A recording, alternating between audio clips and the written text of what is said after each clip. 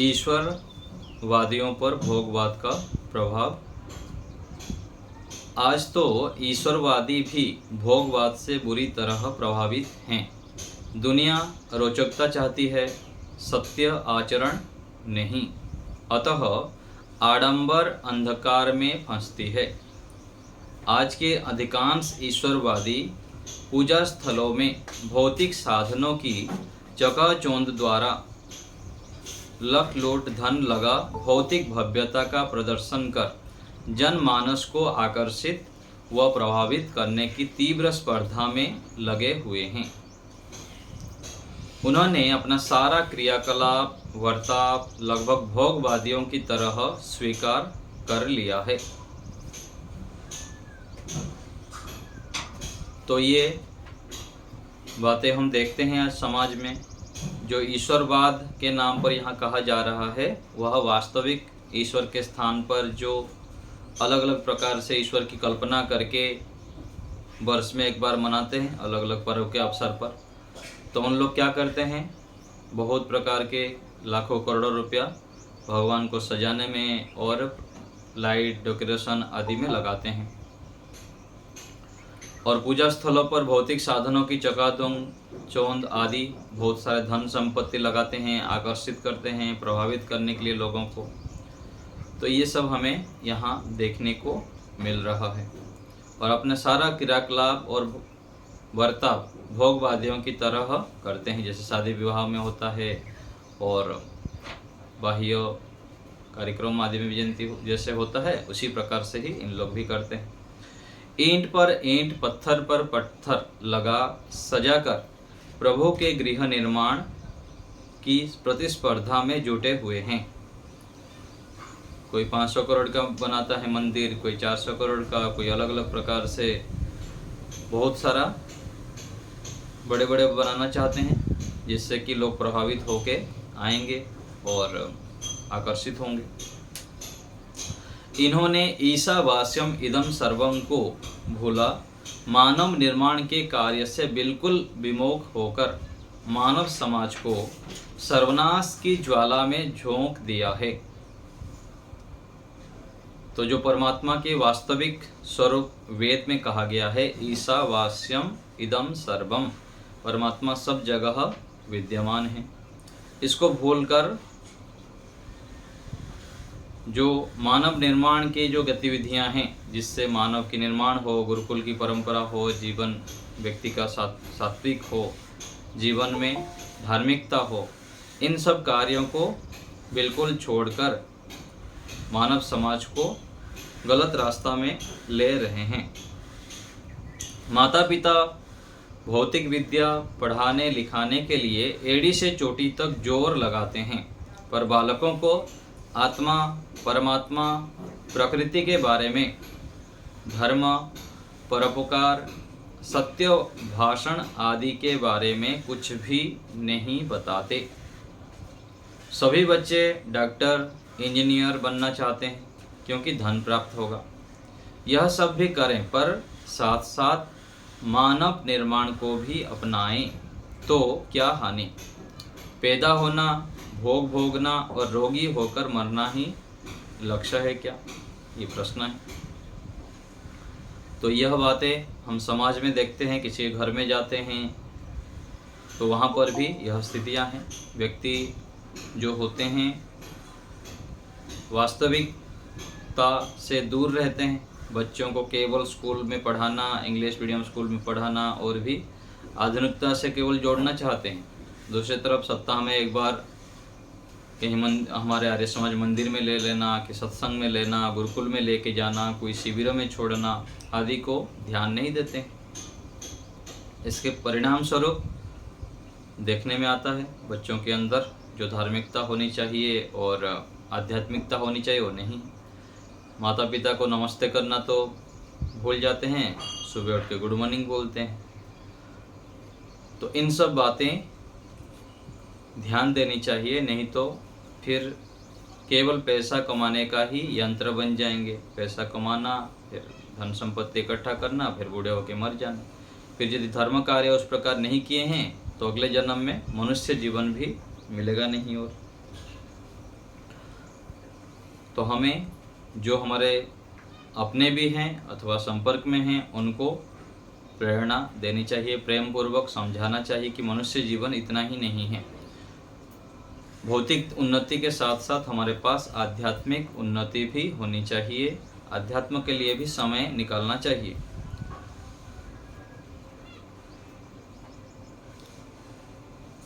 और वास्तविक सुख जो है अध्यात्म में ही निहित है। यदि हम शांति सुख चाहते हैं, स्थिर चाहते हैं, सामान्य रूप से थोड़े बहुत लोगों को दिखाने के लिए और मन बहलाने के लिए भौतिक साधनों से तो मिलता है, किंतु जो स्थिर सुख साधन है वह आध्यात्म में ही मिलता है, ईश्वर के मार्ग पर, वेदों के मार्ग पर चलने पर ही मिलता है। भोगवाद योगवाद को सूक्ष्म रूप से कैसे प्रभावित करता है, इस बात को विशेष पढ़ा लिखा भौतिकवादी भी नहीं पकड़ सकता।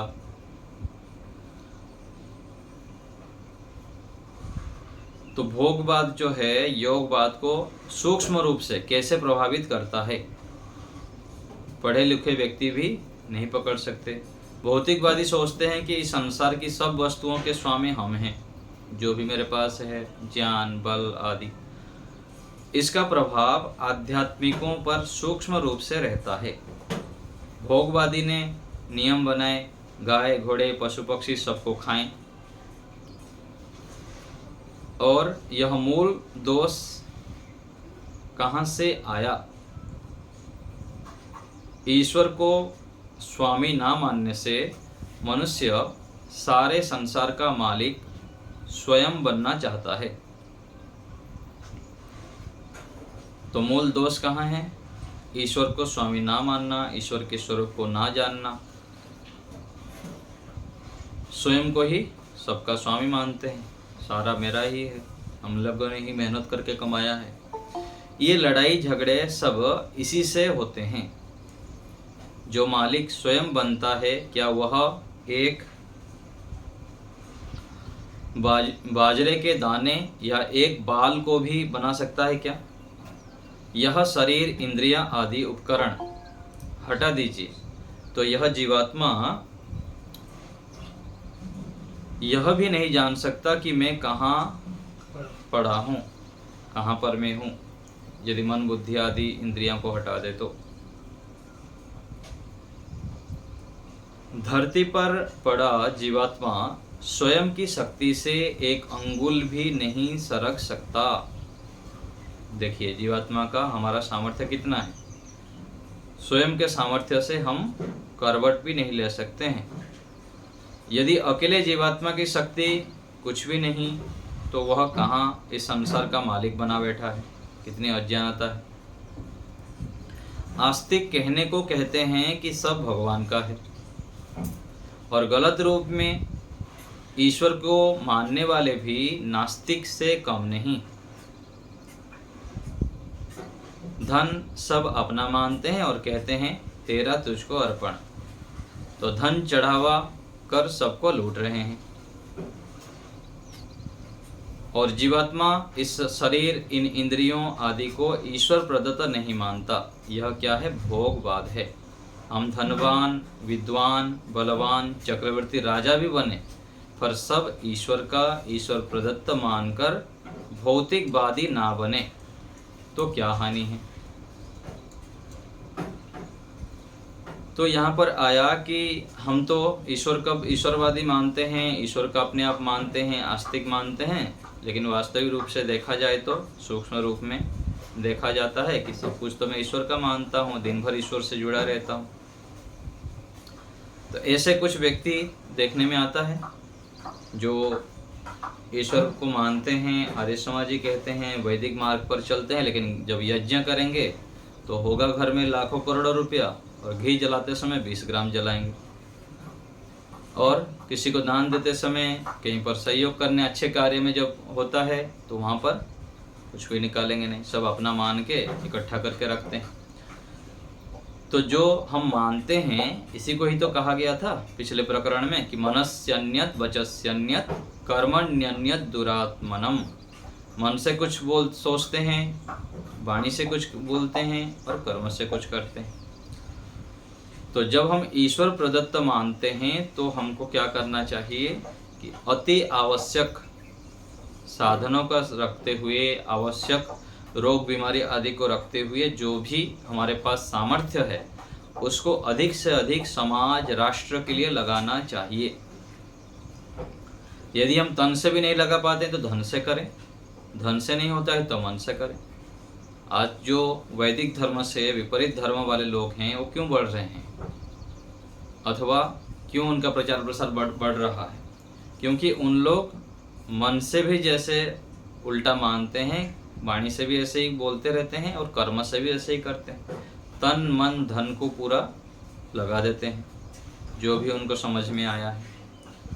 तो ईश्वर को स्वामी मानने का अर्थ है कि ईश्वर के द्वारा जो आज्ञा हमें कहा गया है, बताया गया है, उसको भी बढ़ चढ़ करके पालन करना। और तेरा तुझको अर्पण कहते हुए हम कंजूसी करें। ऋषि दयानंद जी लिखते हैं और वेदों में भी कहा गया है, जो भी हमारे पास सामर्थ्य होता है उसको समाज राष्ट्र के लिए प्रयोग करना है। जो भी कर्म हम करते हैं, जो भी पैसा में है, पैसा मतलब जो भी कार्य हमारा है, जिस कार्य में हम लगे हुए हैं उसमें भी ईमानदारी पूर्वक मेहनत करनी बढ़ चढ़ करके। और जो अपने कार्य करते हुए समाज राष्ट्र के लिए अलग से समय नहीं दे पाते हैं तो उसमें जो इस कार्य में लगे हुए हैं उनके लिए सहयोग करना, धन से भी और मन से भी, और आवश्यक आने पर तन से भी, शरीर से भी करना। तो ऐसे करने पर फिर हम भौतिकवाद से ऊपर उठकर आध्यात्मवादी कहने के लायक है, कह सकते हैं अपने आप को। व्यक्ति सदा अपने जीवन में ईश्वर की महत्ता अनुभव करता रहे ताकि ईश्वर की सहायता सदा मिलती रहे। तो ईश्वर की महत्ता को अनुभव करने से क्या लाभ है कि ईश्वर की सहायता हमें प्राप्त होगी। माता पिता को हम बड़े मानेंगे जिनसे सहायता मिलती है, और जो हमारे से पूज्य हैं उनके अनुकूल जब हम रहते हैं, उनको हम बड़ा मानते हैं, तब फिर उनका अनुग्रह हमारे ऊपर बना रहता है। सीधा सीधा प्रत्यक्ष रूप में हर समय हमारे साथ ना रहें, किंतु अप्रत्यक्ष रूप में भी उनकी सहायता, उनकी सद्भावना, उनकी आशीर्वाद आदि प्राप्त होते हैं।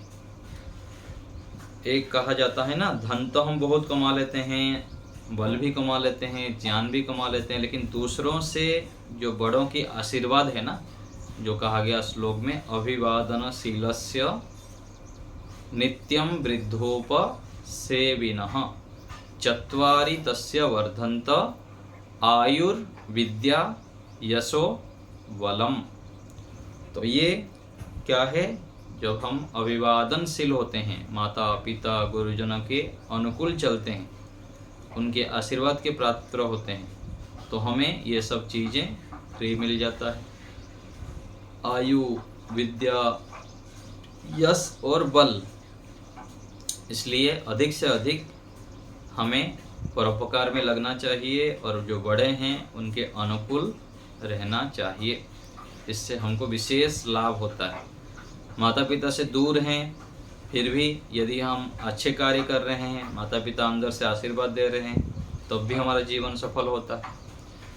जितने भी हम महापुरुष देखते हैं, श्रेष्ठ लोगों को देखते हैं, उनके पीछे उनके माता पिता का आशीर्वाद कार्य करता है और गुरुजनों के आशीर्वाद भी कार्य करता है। तो इसलिए हमें ऐसे कार्यों को करना चाहिए जिससे कि यहाँ बड़ों के आशीर्वाद मिले और साथ साथ ईश्वर की सहायता भी हमें प्राप्त हो।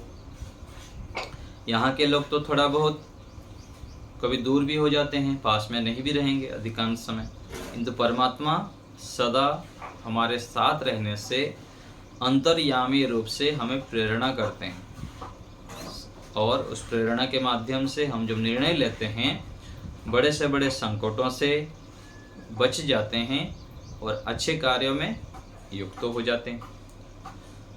तो इसीलिए हमें सदा ईश्वर की सानिध्य में रहना चाहिए। इस भोगवाद, केवल भौतिकवाद ने ईश्वरवाद को दबाकर रख दिया। भोगवाद ने, भौतिकवाद ने ईश्वरवाद को दबा देता है। भोगवादी ऐसा स्वार्थी, कंजूस हो जाता है कि सारा खुद खाना भोगना चाहता है। उनकी मान्यता है कि भोग से उसकी संतुष्टि हो जाएगी, और इनकी मान्यता है कि खाने पीने से, विषयों के भोगने से तृप्त हो जाएंगे भौतिकवाद और भोगवादी लोग। और ये मायावादी घाटा ना सह सकने पर बम्बई जैसे नगरों में कोई फांसी लगाकर, कोई मकान से गिरकर आत्महत्या कर लेते हैं। जब व्यक्ति अध्यात्म से दूर हो जाता है, सत्वगुण से दूर हो जाता है, रजोगुण तमोगुण से युक्त हो जाता है, वह फिर उसको अंधकार दिखाई देता है। किम कर्तव्य विमूढ़, अर्थात क्या करना चाहिए उसको समझ में नहीं आता है, और अंत में वो आत्महत्या कर लेता है। ऋषियों की मान्यता से विरुद्ध रजनीश का जो कुछ सिद्धांत था, वह सब केवल भोग भोगने का था। और भोगवादी के सामने कोई धर्म कर्म आदि नहीं होता, केवल वो अंधाधुन संसार को भोगने में लगे हुए हैं, खाने में, पीने में, घूमने फिरने में आदि में। सब कुछ धर्म कर्म, क्या कर्तव्य है, क्या करना है, सब भूल जाते हैं। सारे विश्वों की वस्तुएं एक व्यक्ति को मिल जाएं, फिर भी तृप्ति नहीं होगी। फिर शेष 5 अरब व्यक्तियों के भोग की सामग्री कैसे पूरी होगी? तो ये क्या है? ऋषियों के सिद्धांत है। सारे विश्व के वस्तुएं भी यदि एक व्यक्ति को मिल जाए तब भी तृप्त नहीं हो पाएगी। तो सोचिए क्या स्थिति है हमारी।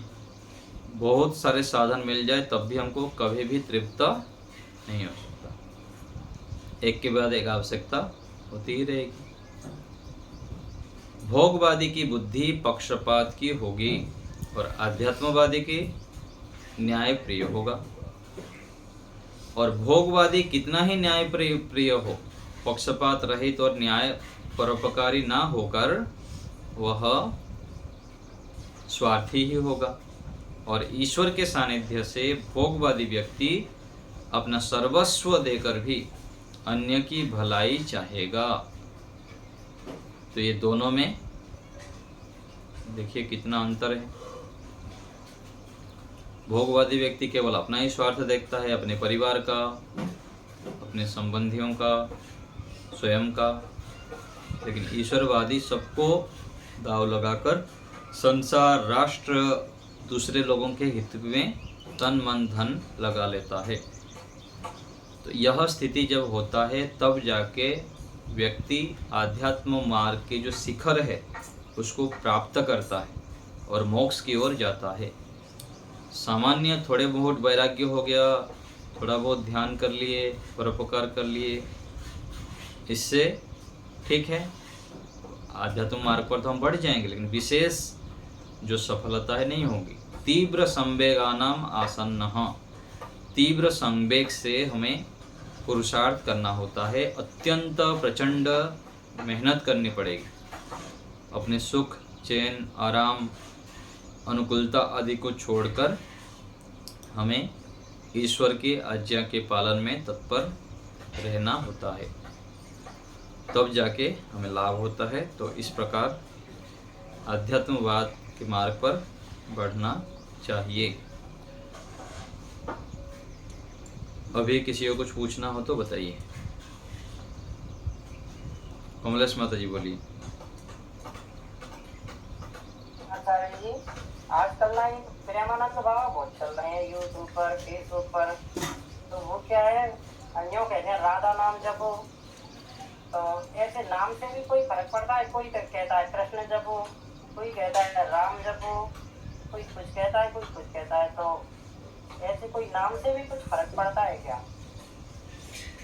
ये इसका जो वास्तविकता है, मेरे को जो समझ में आया है ना, क्या होता है ना, देखिए व्यक्ति मान लीजिए कि गायत्री मंत्र का जप कर रहा है और उसको श्रद्धा नहीं है कुछ भी, और श्रद्धा ना होने से और कर्मों में भी उस प्रकार फर्क नहीं पड़ता है, और दूसरे तरफ कोई ओम ग्रीम त्रीम चामुंडाय ऐसे ऐसे कोई भी मंत्र जो भी गुरुजी बता दिए कि ऐसे कर तेरा कल्याण हो जाएगा, तो वो विश्वास में वो करता रहता है और सारे जो विषय छोड़ के फिर जिसको वो मानता है वो जैसे जैसे अच्छे धार्मिक बातें बताते हैं वो जीवन में भी अप्लाई करता है।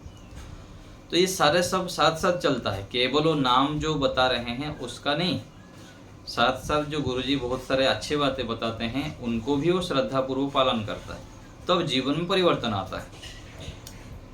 बिना नाम के भी परिवर्तन होता है, कल्याण होता है, व्यक्ति बहुत खुश रहते हैं, धर्म कार्य करते रहते हैं। बिना नाम के ना भगवान मंदिर जाता है, ना कोई पूजा पाठ करता है, ना यज्ञ करता है, ना ध्यान करता है, ऐसे करोड़ों व्यक्ति मिलेंगे।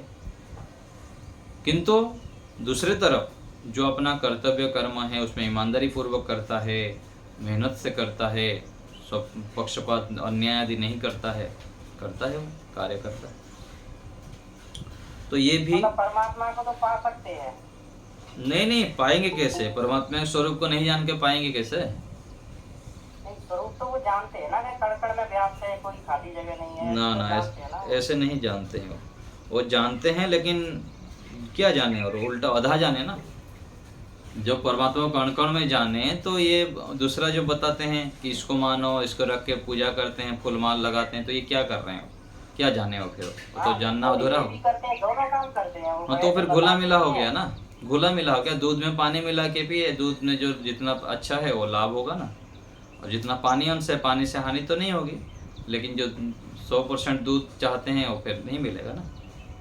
बहुत सारी अच्छी बातें भी बताते हैं, बहुत सारी उसमें गलत। जितने भी संसार में दुकान खुला हुआ है वो दुकान में यदि केवल बुरे बातें बिकेगी तो कोई आएगा नहीं, तो उसमें कुछ अच्छे लेते तो नहीं है वैसे, पर वो नाम हो जाएगा उनसे। और वही बता रहा हूँ ना, आप भी आज एक दुकान खोल के बैठ जाएंगे और उसका अच्छे से एडवर्टाइज करेंगे, प्रचार करेंगे, तो आपका ही बढ़िया चल पड़ेगा।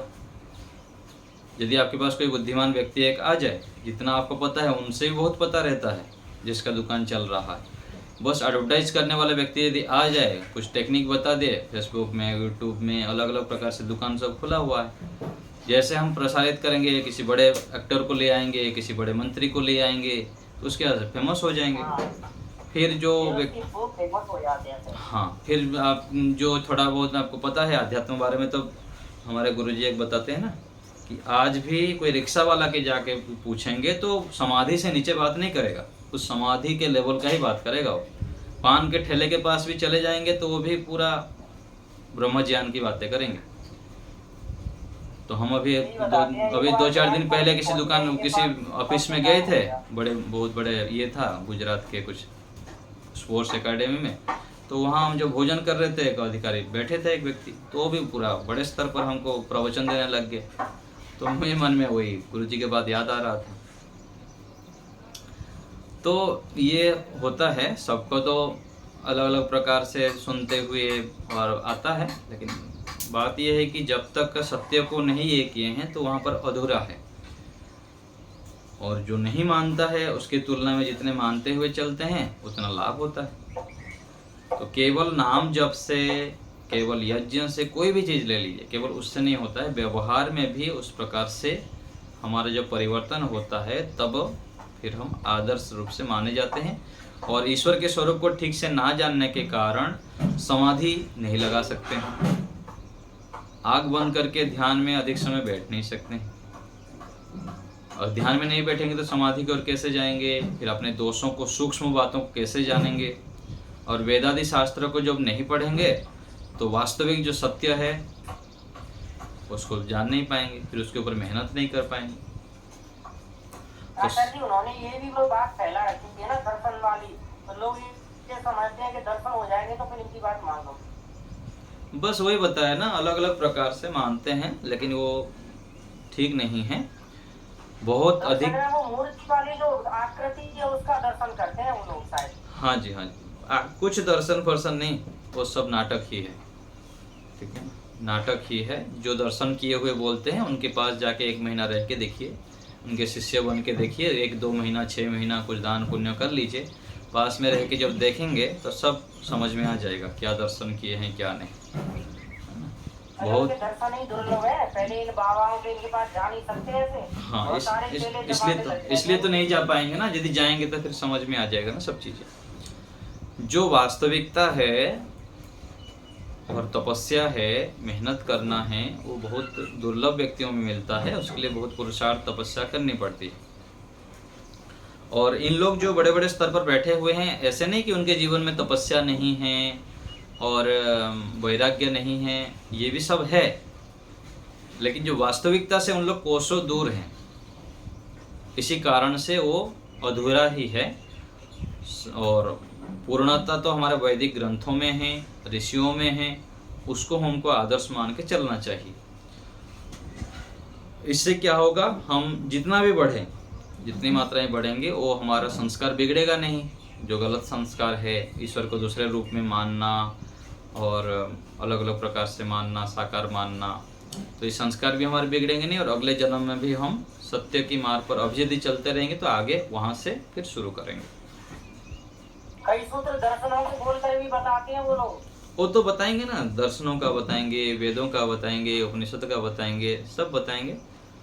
अभी कुछ दिन पहले कोई एक महाराज थे, वो बोल रहे थे कि आर्य समाजी लोग क्या प्रमाण देते हैं परमात्मा के विषय में, नतस्य प्रतिमा अस्ति, है ना, तो प्रतिमा नहीं है कर दिए।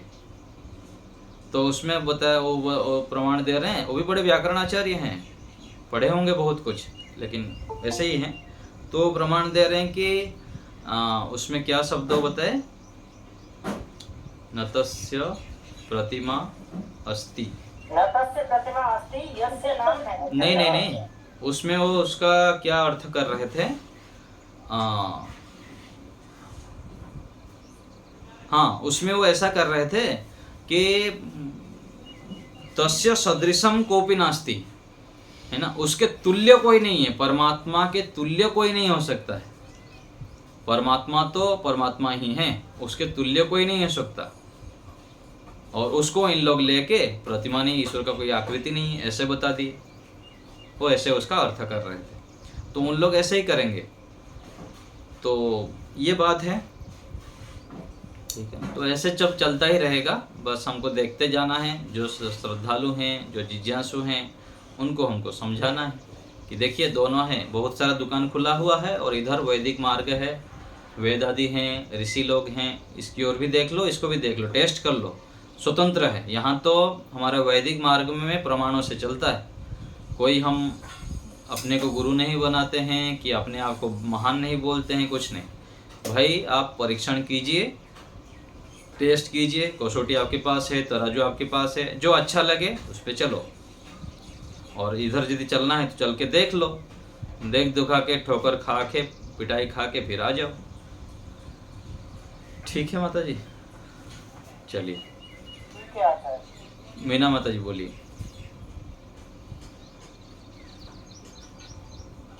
माइक ऑन करिए। नमस्ते आचार्य जी। नमस्ते। आचार्य जी, सुबह सुबह ध्यान जो आप सिखाते हैं ना, वो ध्यान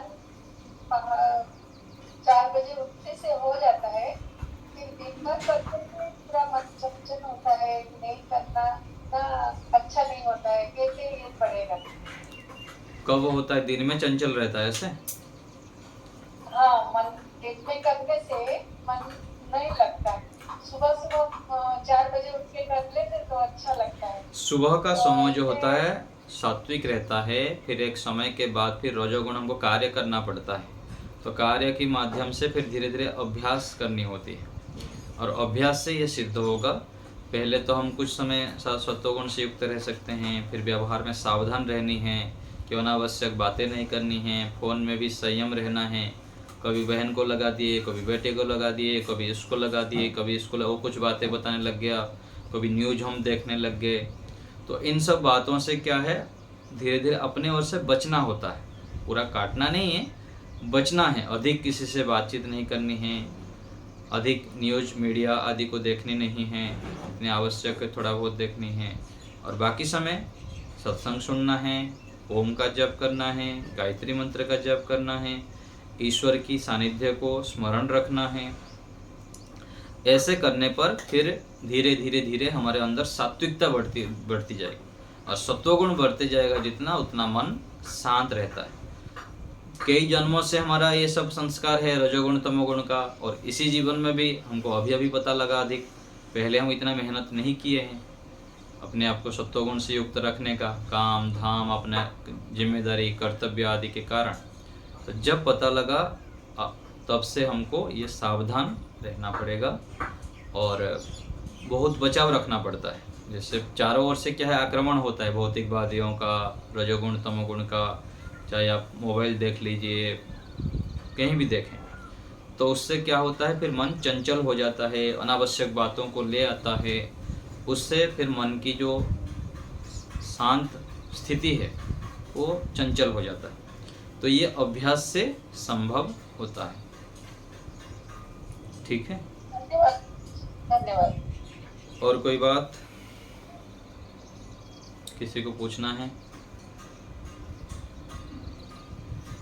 चलिए।